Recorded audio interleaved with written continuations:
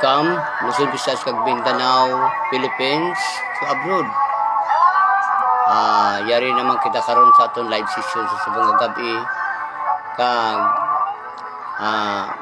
sagya ko padayon sa aton nga mga istorya bahin sa mga pagsabot sa mga pasumbingay, mga parabol, biblical kag iban pa nga pwede naton i-istorya dire sa social media, sa atong YouTube channel kag sa akong man Facebook.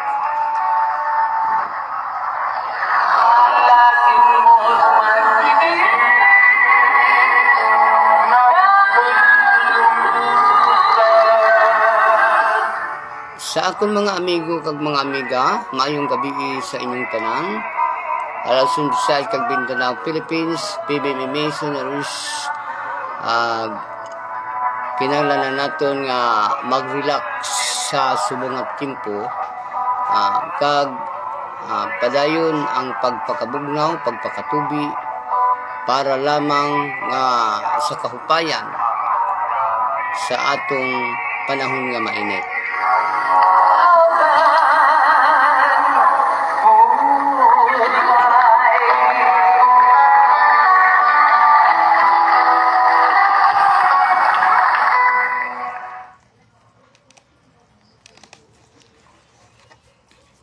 Daghang salamat sa ambahanon ug awit sa atong Divine Master, Duit ni Mami Glinda B. Eclio. Nakaron ara na sila sa ilalom sa yuta. Ano nga sa ilawom ng yuta? Ara na sila sa lubganan. Kay sila hindi naman natin makita, tingog na lang ato mabatian sa kahanginan sa aton pagtuon, sa aton pagpadayon nga pagtuon sa mga gibilin nila nga mga istorya kag mga mensahe sa pagkakaroon nga tiempo sa aton time nining bag-ong panahon nga ato karong gisaluhan nga kitang mga membros PBMA padayon ang atong pagmisyon. Ining akong istorya diri kaugalingon ko ni nga content o istorya. Kaugalingon akon nga istorya sa akong pagkamisyonaryo sa PBMA, mga experience, mga naibaluan akon kag mga naagyan akon bahin sa akong pagkamisyonaryo sa PBMA sulod sa 46 anyos nga pagserbisyo ko sa PBMA. Madamo ang ako naagyan, madamo ako nga buot silingon na encounter nga mga panglalait, mga pangkukutya, mga paratang sa aton asosasyon. Ang tuyo ko diri sa social media amo ang pagdepensa sa atong asosasyon kag pagpasabot sa atong mga kaigsuonan, mga dili membro sa PBMA kay balo ako nga ining akon pag-istorya diri sa akong mga amigo kag mga amiga kasagaran sa ila mga dili mga miyembro sa PBMA kag kasagaran sa ila wala sila makasabot kung unsa ang PBMA. Gani ang pagtuo nila sa akon, pastor ako nga kay naga-istorya ako parte sa Dios, nagatudlo ako sa pagpangamuyo paano mag-ayo sa mga balatian. Paano nga magdepensa sa atong pagpanglakaton sa pag-ampo, paano kita magdepensa sa atong mga kaugalingon nga gikinanglan naton ang pag-ugyon kag ang lihok. Amo nang giingon nga lihok tawo kay tabangan ta ikaw. Ang aton ginaistorya, aton ginahimo. Kay kun ginaistorya mo kag ginahimo mo, hindi lamang kay istorya kundi imo ginabuhat. Katulad halimbawa nga ditudloan naton ang tao sa pagpangamuyo nga mag-ayo ang ila sakit, ginahimo naton ina. Kag ina mabatyagan sang isa ka tawo nga nangayo bulig nga nagaputuo kag nagapati sang aton nga mga healing technique pinaagi sa mga balaan nga mga butang nga gitudlo sa atong asosasyon. Kaya ang atong asosasyon isa siya ka asosasyon nga kung ikaw mag-estudyo ka, kay balo kita kung ano ang mga ginatudlo. Kag ang ginatudlo sa PBMA wala ginatudlo sa bisan diin-diin lang, kundi sa asosasyon lamang. Hindi man pwede nga ang mga istorya nga gibilin nga mga gitawag nga dili pwede katuwan sang outsider. Ang mga outsider, mga dili members PBMA, dili usab na nato sila mabasol kung ngano man nga matingala sila sa atong asosasyon. Kag hindi po natin mabasol ang aton mga kaigsuonan nga mga outsider nga magtamay sa aton kay kita mismo nagahimo sang mga butang nga makalapas kita sa aton asosasyon, makalapas kita sa mga implementasyon, magsubra ang aton implementasyon sa aton mga kaigsuonan. Amo na nga kung kaisa, kita man lang mismo nga mga membro o komisyonaryo ang nagahimo sa mga butang nga makapalain sa atong asosasyon nga wala man sang iban nga magkomentar sa aton nga maghatag malain nga tinaga tungod adtong mga tawo nga mga dili members PBMA dili na sila kasabot kung unsa ang PBMA.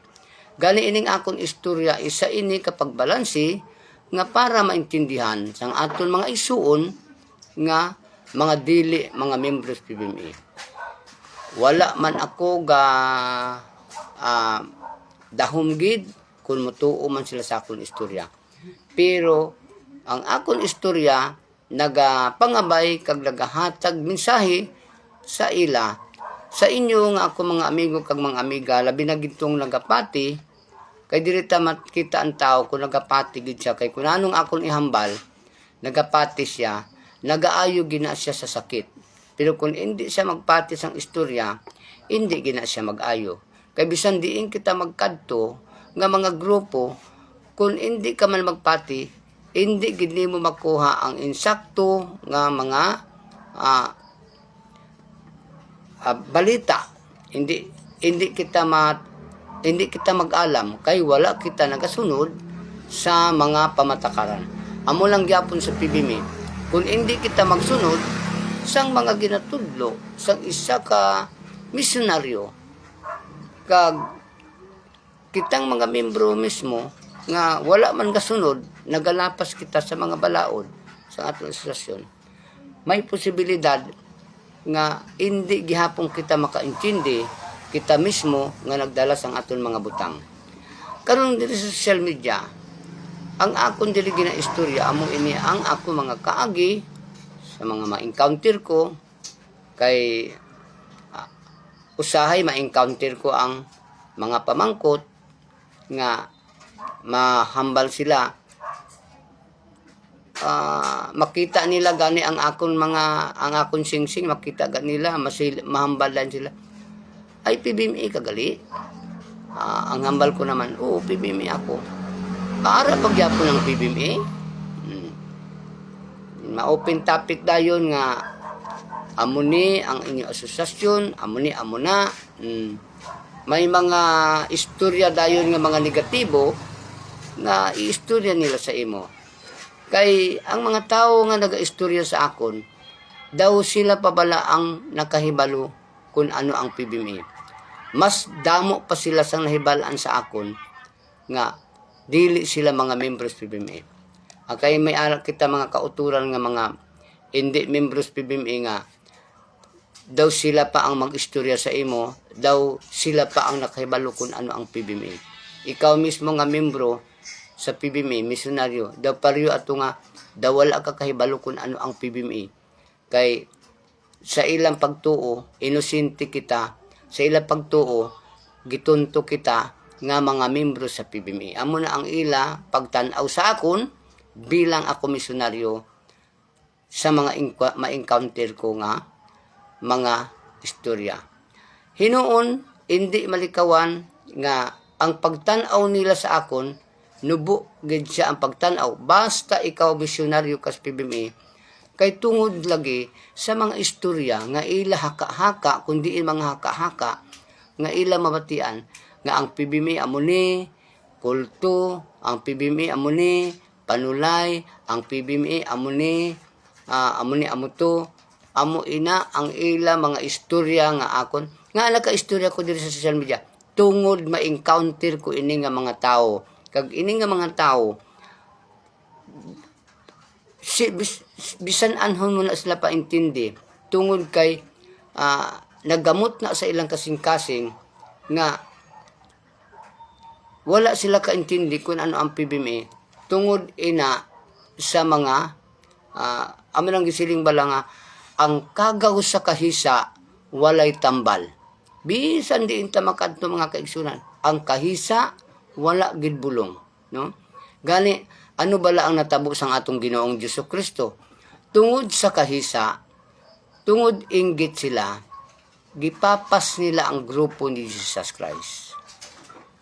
Ilagi dakop, gipriso, gipapasan sa krus, kagilansang sa krus.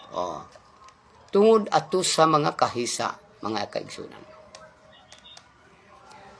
Balikon ta ang istorya. Sa kahisa sang tao sa panahon pa ni Jesus Christ, nag-people power ang mga tao. Aton man gid ni mahambal mga kaigsunan, no? Ako hindi man ako sinugid ako nga mag-istorya diri sa inyo kag inyo mabatian akong istorya. Pero pamatiin yung istorya ko kung insakto kung hindi. Obserba rin ninyo. Napatay ang atong Ginoong Diyos Jesucristo sa kutso-kutso kag haka-haka. Kay ang mismo ang mga tao nga nagsinggit-singgit nga nag-people power dito sa tubangan sa husgado. Sa panahon pa ni Herodes, ni Pilato, nagsinggit-singgit sila, nag-people power sila dito, mga kaigsunan. Sino ba lang nagpapatay sa Ginoo? People power. Pero nga naman nag-people power naman ang mga tao. Tungod sa mga tao nga mga dalagko man sang unam, mga dalagko mang ulo, mga wais man sa unang panahon. Karon, kung aton tanawon, diri sa Pilipinas ginhatag na sa aton ang sign. Nga naman ang sign? Sign sang people power. Mga igsuon sa panahon pa ni Presidente Marcos Sr., nahitabo ang gitawag people power. Nga naman nag-people power man ang mga tao? Tungod sa haka-haka, tungod sa kutso-kutso, tungod na mati ang mga tao, tungod matod pa, tungod sa kamangmangan ng tao, napatay ang atong Ginoong Diyos Jesucristo. Tungod sa kamangmangan sa aton diri sa Pilipinas, ang mga Pilipino, tungod sa atong kamangmangan, ang atong kamangmangan amo ang magduot sa aton sa kalautan, mga kaigsunan. Totoo na. Amo ini siyang istorya karon. Ngano makasiling ko, the first and the last, the beginning of the end. Kay kung nahitabo ang people power sa panahon ni Jesus Christ, diri nahitabo man sa Pilipinas ang people power. Di natin makita ang people power. 1987, 1986, 87. Amo na mga paghitabo diri sa aton. Klarohon na lang gid nato nga pag-istorya mga igsoon. Tungod kita, biktima kita sa mga istorya, tungod kita nga mga Pilipino, wala kita kaintindi kung ano gali ang balaod sa atong nasod nga Pilipinas. Mga kaigsunan. Amo nang siling bala nga, ang sa gobyerno, ihatag sa gobyerno. Ang sa Diyos, para sa Diyos. Amo na siya ang silingon. Pero inatanan, wala na siya matuman. Kay nga naman, kung maghari sa aton gihapon, karon nga panahon, ang gitawag kamangmangan, mismo kitang mga Pilipino, mag-unay tagpatay mga kaigsunan, tungod sa atong kamangmangan. Totoo na. Kung diin man makalabot ang akong istorya mga kaigsunan, tungod sa dili ta pagpakasabot sa balaod sa Dios o balaod sa gobyerno. Unsay nahitabo sa atong nasod sa Middle East, tungod sa kamangmangan gihapon, nagpatay sila mga kaigsunan. Ang atong ibang nasod, ang aton mga kanasuran karon sa Middle East. Unsay tumong og tuyo. Gani kita mga igsuon nga mga Pilipino, kita nga mga tao diri sa atong nasyon. Maghupot kita sa pagpangayo og kaalam sa Dios, pagampo, pagpangaliya para ihilayo kita sa tanang katalagman. Hinaut-unta kining akong istorya mga igsuon, makahatod ko kaninyo og mga maayong balita diri sa social media. Hinaot pa, kung diin man makakadtong akong tingog kag istorya, masabtan ako ninyo kung unsa kita kaniadto ug unsa karon. History of God repeat itself. Kung nagmarka man sang una, hugasan sa Dios ang kalibutan, nagmarka og pula, karon nagmarka na usab kitag pula. Hindi naton maintindihan ang akong ginahambal. Sa aton gobyerno makita naton ang gapula. Sino ang gapula sa atong gobyerno?